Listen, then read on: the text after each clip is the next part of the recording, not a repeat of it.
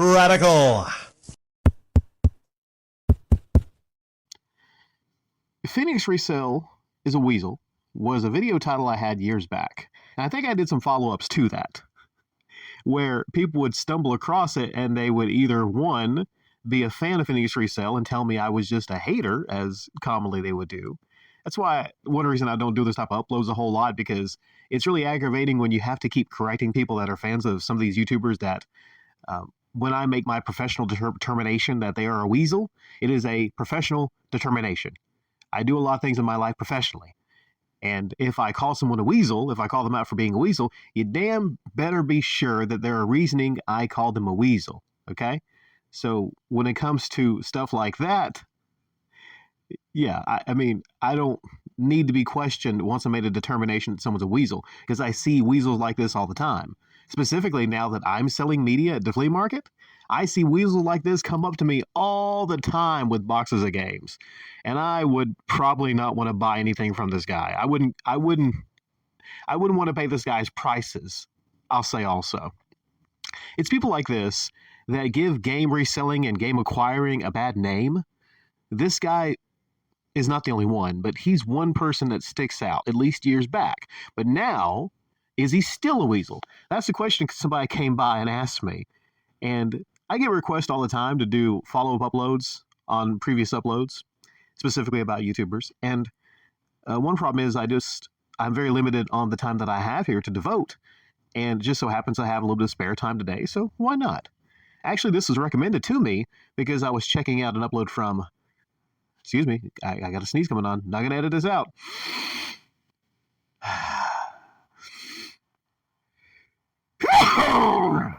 Oh my goodness, that was a big one. I've been checking out uploads like video game reselling, the unforgiving world of, well, these are actually Phoenix Resale ones, but there's a lot from, I think, Pixel Game Squad I've been watching, and I find it entertaining just to kind of look up and see what people are selling and buying games for, because that's part of actually, spoiler alert, part of my business.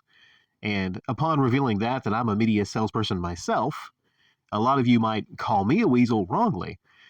I think when you see people like Phoenix Resale, a lot of people, he gives a bad rap to video game buying and selling and reselling and whatnot, because it is a business just like anything. It all comes down to how you run your business. Me, for instance, I only sell quality games. I only sell games that I personally tested, and I even put my money into getting the supplies to buff and clean the games. So there's ways that you can run your business, and my pricing is pretty fair, I would say, for the most part. And there's wrong ways to run your business, and there's Weasley ways to run your business. Now, I'm not going to go into this whole entire upload, but I'll leave a link to it after this so you can, check it out and do do your own research on this if you want to. It's the sad future of video game vendors. Now, there's a lot of types of uploads like this on YouTube that are a little bit, sorry, I got the sniffles. My bad, I apologize. There's a lot of YouTube uploads like this, and they're kind of clickbaity. And this one person that said they've closed 4 locations, I think that's a bit misleading, because this person doesn't have lots of brick and mortar locations. He basically goes and he has displays at established buildings. And there's one like this I know I could go and sell things at. So that, number one, Phoenix Resale, that's very misleading when you have this guy, quotation, I've closed 4 locations. No, not exactly. Not exactly. Because people would assume that's a whole store. But 4 locations, meaning he has a small, a 6-foot area on a wall somewhere in a pre-existing store. I wouldn't exactly call that a location, really. But this guy, anyways, I forget, I think his name might have been Tim. I think this guy's Tim. And Phoenix Resale, his name is Caleb, correct? I just call him Weasel. I'm not sure if his real name is.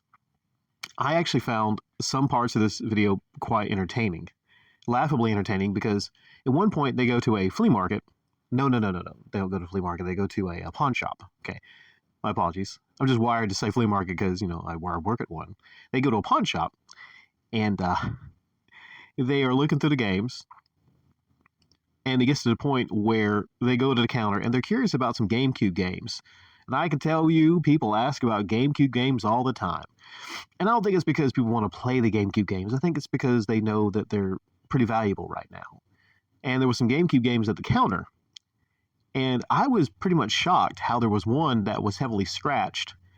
And the guy says, when they ask about how much those are, he says, well, hold on, let me look these up.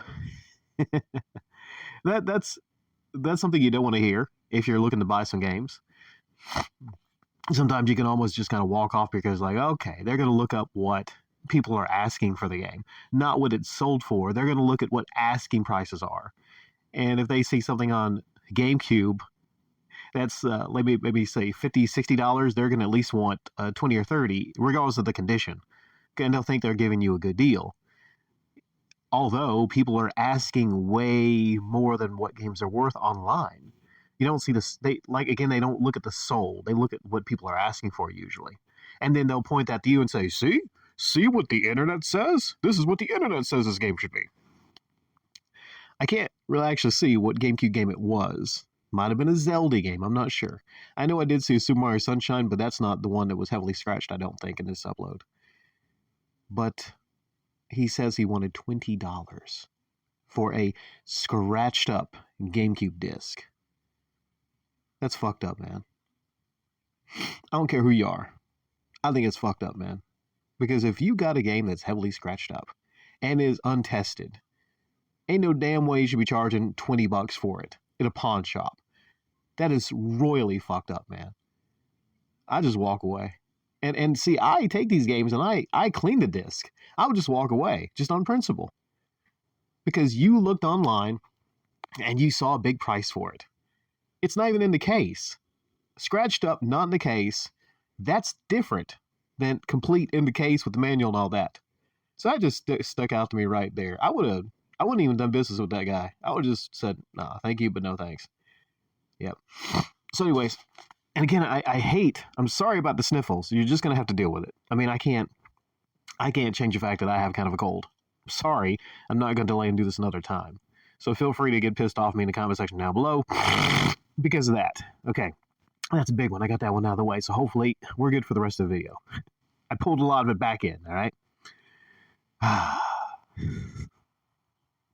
What else happened in this upload? Well, the main thing I want to talk about in this upload, which is almost 40 minutes long, is the fact where I saw that this guy, even though seemed like Caleb has picked on the fact that a lot of people see him as a weasel, he seems to be overly actively nice and just swell, like uncommonly nice, right? So to most people, maybe they might see, like, this is a really friendly, nice guy. Until the weaselness comes through. The weaselness always shines through, and he shows them sharp fangs, the Weasley fangs. When Tim, this guy, who he had complimented a whole lot before this point, he has a box, a clear Tupperware container, which is almost a clear sign, I think, to me, and maybe it shouldn't be. Well, when I see somebody holding a big Tupperware container full of games and smiling and looking like that, I'm thinking like, okay, something's up with this, right? He has this app, and many people in the comment section have said the app is trash. He has this app basically for putting in, I guess, values and finding out values of video games, as if there's such a thing, because the value online is all the way over the place, so it's hard to find any accurate value because there's nothing set in stone saying, hey, this copy of Toy Story 3 is worth $17. That's not a thing. That's not a thing because there's different factors. It's not just boxed, unboxed with manual. You have to look at the game and actually assess how much it's worth. Is there disc rot on it? Are there scratches? And more accurate app would assess for damage, wear, scratches, and things. Otherwise, you're just dealing with a case. There's a picture here I will go to. Let me pull it up on my end. So we're looking at the same thing here. Okay. Down by Tim's knees to the right, you see about, I'm going to count 1, 2, 3, 4, 5, 6, 7, 8, 9, 10, 11, 12, 13, 14, 15, 16, 17, 18. I'll say that's about 40 NES and a N64 game on the top. I think that's actually a good one. It's Super Mario, is it 64? Possibly, okay. So you have the NES games. They're common NES games. And then you have maybe 10 PlayStation 1 games. and a variety 1, 2, 3, 4, 5, 6, 7, 8 of Game Boys. Now, the thing about the Game Boys is, and there might be a couple more in the tub, so I'm going to say 10 Game Boys. The thing about those Game Boys is, most of them look to have some bad damage, bad screen damage, and if you know anything about buying, selling handheld Nintendo consoles, it comes down to the condition of them, what you're going to get for them. Now, that is a decent amount of stuff, but if he looked through his app, somehow, supposedly, what you see on the screen here, on his app, $1,800 almost, valued at almost $1,800. Do you see any must-have rare NES games in that stack? I see a lot of common stuff. Ooh, Othello. Ooh, let me zoom in here a little bit. Let's see.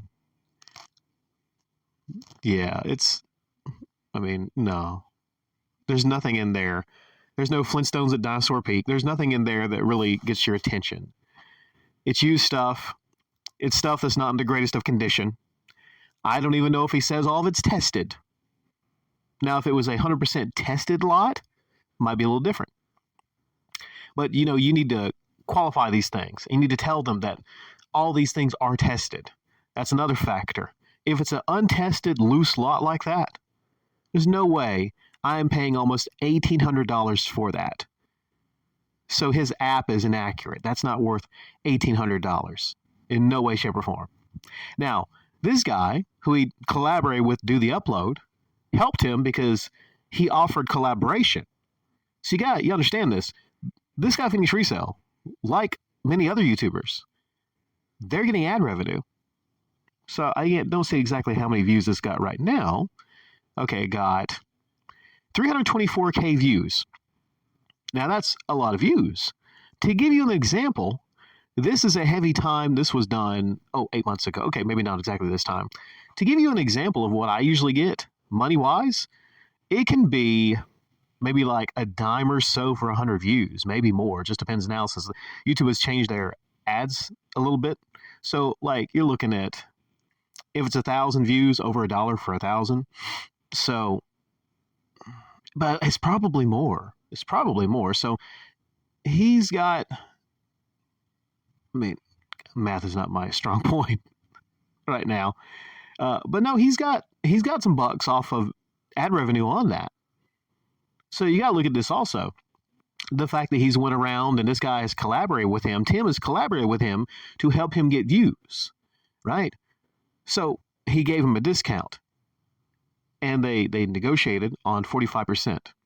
Now, 45% of $1,800, granted, it's a little bit less than $1,800, but I looked it up and it came up to $810, I believe. So this guy actually paid him $800. And you might think that's a great deal. $800 for that. I don't think it's a good deal. Not for Tim. Not for a guy you're doing a collaboration with. If this guy came up to me in my store at the flea market and said he wanted $800 for that, I'd laugh at him. There's no way I'm paying $800 to $1,000 for that. 800, a little under 800, a little more. No, hell no. See scratches on them systems? Is that your friendship, your buddy deal there, Caleb? That's your friend deal for him? At the moment in this, I realized he was a weasel. Again, yet still a weasel. Is actually the moment where, you'll see it in the thumbnail, he's talking to him before, and he references hey, do a good deal for a handsome guy like you, Tim. Fucking weasel. There it comes out, there it comes out. I look at overly, weirdly nice for some reason. And at the point of sale, that was part of his finessing him, Weasels like to do Weasley things. And that just felt such a forced moment, right? So he's just making sure to actually get this deal right here. What this is when it comes to also Phoenix Resale, this is his crap. That's his crap. Anything in that tub, that stuff he does not fucking care about. So sure there's gonna be a lot of people that come here saying that they're fans of Phoenix Resale. They're, what the fuck's your problem? I'm like, hey, you know what? I'm calling him a weasel based on not only my knowledge of weasels in real life, but observing them on YouTube for several years, and seeing several types. He's not the only weasel. He's not the only one, but he damn sure is still, at the end of 2024, a weasel.